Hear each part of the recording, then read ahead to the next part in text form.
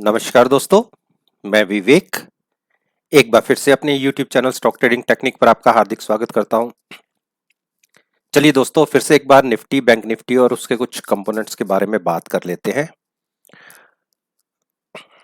सबसे पहले मैंने निफ्टी का चार्ट आपके सामने स्क्रीन के ऊपर लगाया है। अगर आज की मूवमेंट को देखेंगे तो मैंने जो अपनी पिछली वीडियो में बोला था कि निफ्टी 11,600 को टच कर सकती है अगर उसने 375 के ऊपर की क्रॉस करके उसके ऊपर ट्रेड करना शुरू किया। तो देखिए, कल के दिन में हम इसके ऊपर ही क्लोज हुए 393 के आसपास और आज यही लो लगा।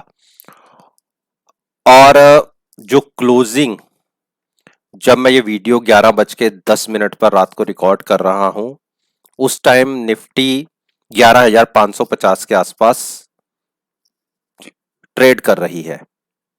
यानी फ्यूचर्स है, फ्यूचर्स 24 आवर ट्रेड करता है।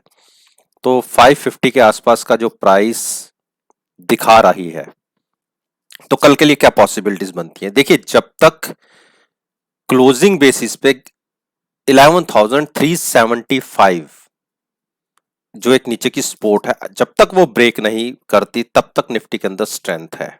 देखिए, अप डाउन्स तो आते हैं नीचे ऊपर के, लेकिन सपोर्ट अगर ब्रेक होती है तभी अपना हमें होराइजन बदलना चाहिए।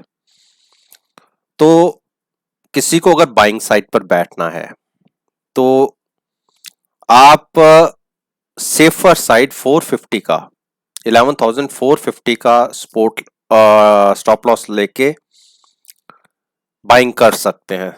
मैं मानता हूं कि 100 पॉइंट नीचे का स्टॉप लॉस है, लेकिन सेफर जोन पे कि आपका स्टॉप लॉस हिट ना हो, इसलिए मैं इस स्टॉप लॉस की बात कर रहा हूं।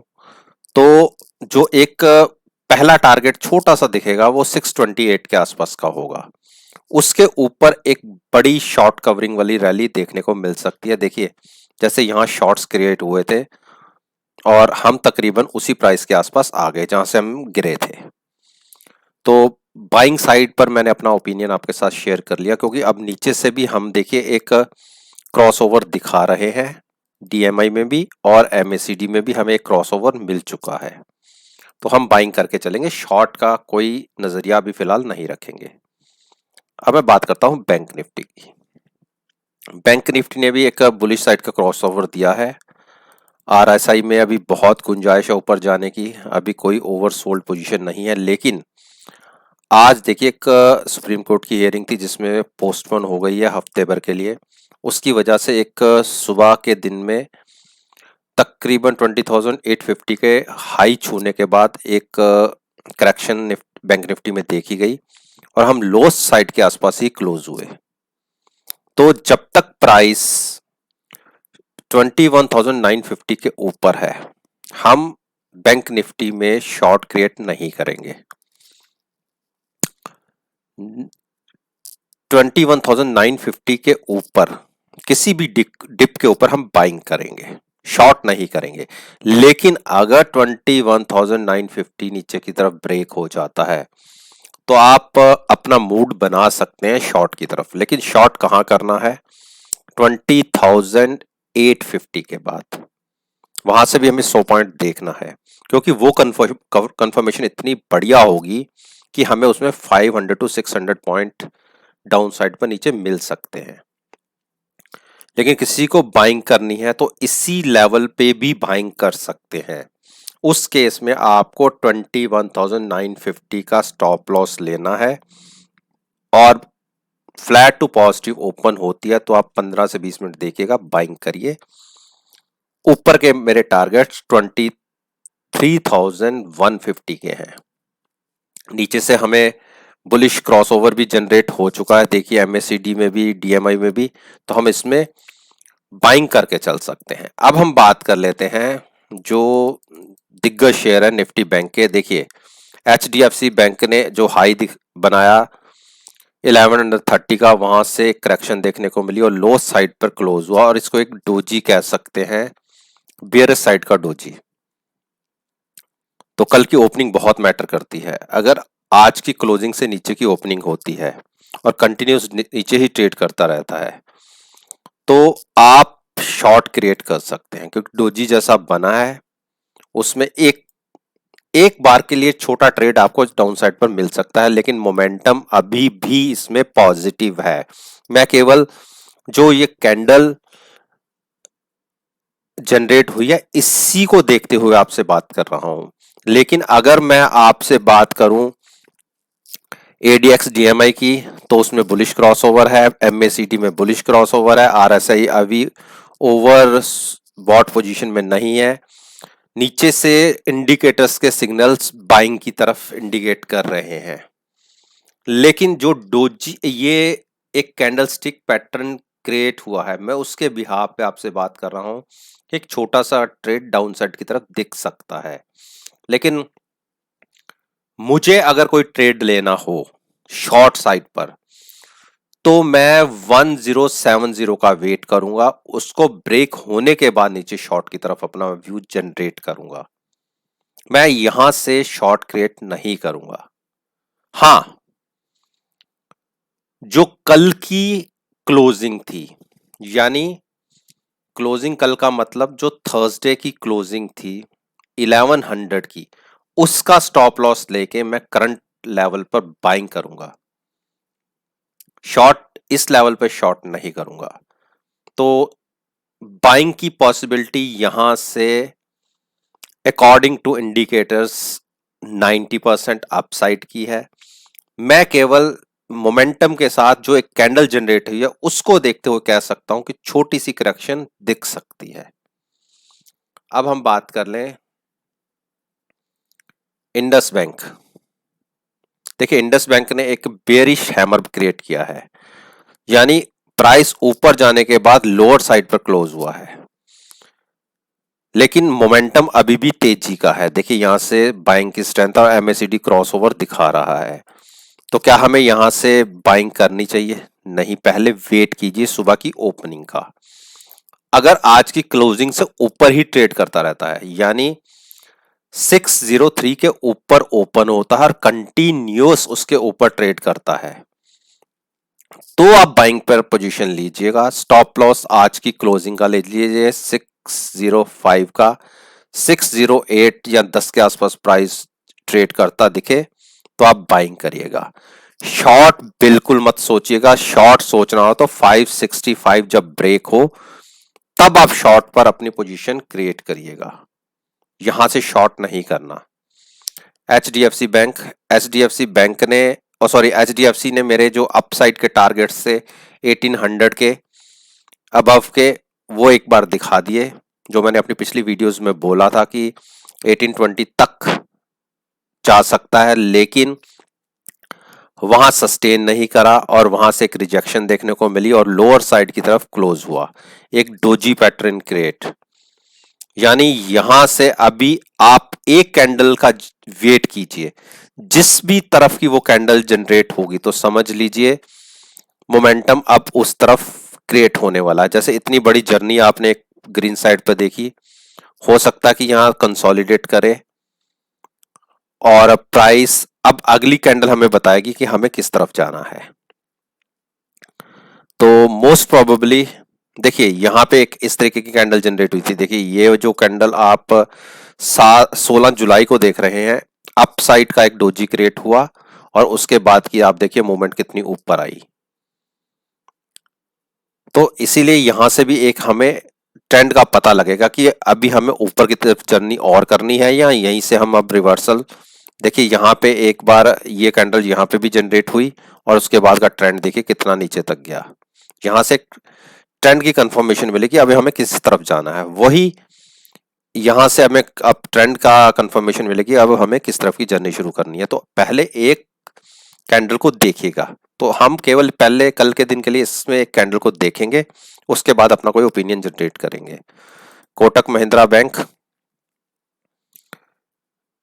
महिंद्रा बैंक की जो क्लोजिंग है, ठीक क्लोजिंग कह सकते हैं, लेकिन बेयरिश साइड पे डोजी क्रिएट हुआ है और जब तक प्राइस 1300 के ऊपर है कोई दिक्कत नहीं। आप 1300 का स्टॉप लॉस लगा के करंट प्राइस पे भी बाइंग करके चल सकते हैं। लेकिन अगर नीचे की तरफ 1290 ब्रेक हो गया तो आप 85 1285 तक वेट कीजिए, 5 रुपीज का स्टॉप लॉस लाके शॉर्ट कर सकते हैं।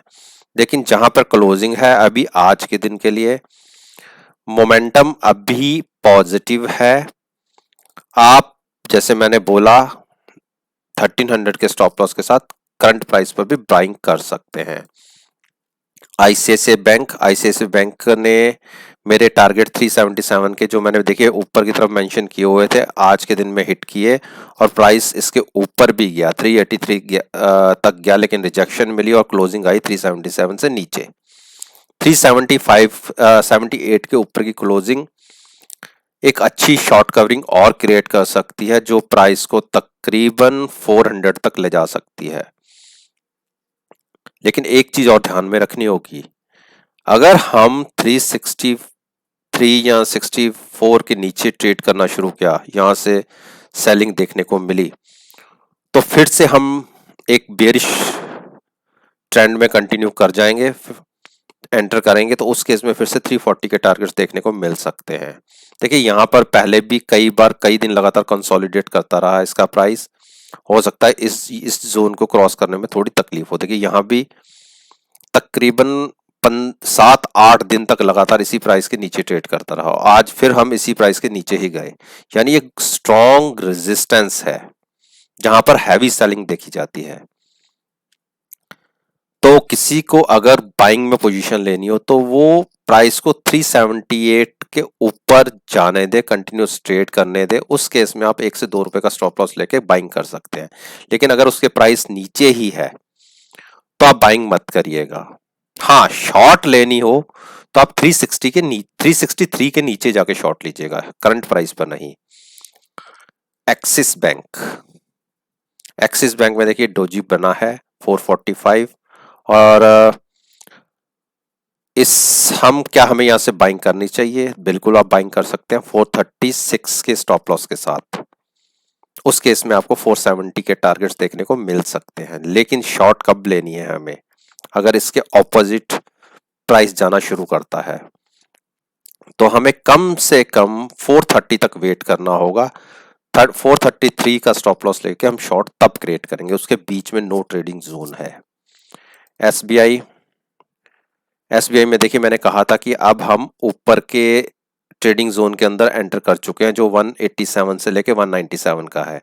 पिछले 2 दिन से, या हम ये मान लीजिए पिछले 5 दिन के अगर देखें तो तकरीबन प्राइस 187 तक बार बार आया, चाहे ऊपर जाके आया या नीचे जाके ऊपर आया, लेकिन 187 के आसपास ही ट्रेड होता रहा। आज के दिन में भी हमने नीचे की तरफ 187.60 के लो लगाए और ऊपर 195 तक भी गए। क्लोजिंग लोअर साइड पे आई, 190 के आसपास की क्लोजिंग आई। इसमें एक अच्छा बड़ी शॉर्ट कवरिंग कहां से दिखेगी, अगर 193 के ऊपर प्राइस कंटिन्यूस अगर ट्रेड होना शुरू हो गया और अब 15 से 20 मिनट अगर इसके ऊपर ट्रेड होता है तो एक बड़ा जंप 197 और 110 की एक रैली देखने को मिल सकती है।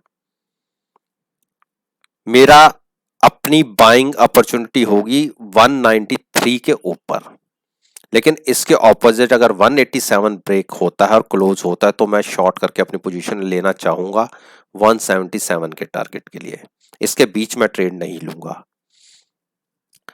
अब आखिर में एक सबसे दिग्गज जो स्टॉक है रिलायंस, देखिए कंटिन्यूस एक के बाद एक 3 बेरी साइड पर कैंडल जनरेट हुई हैं शॉर्ट साइड पर।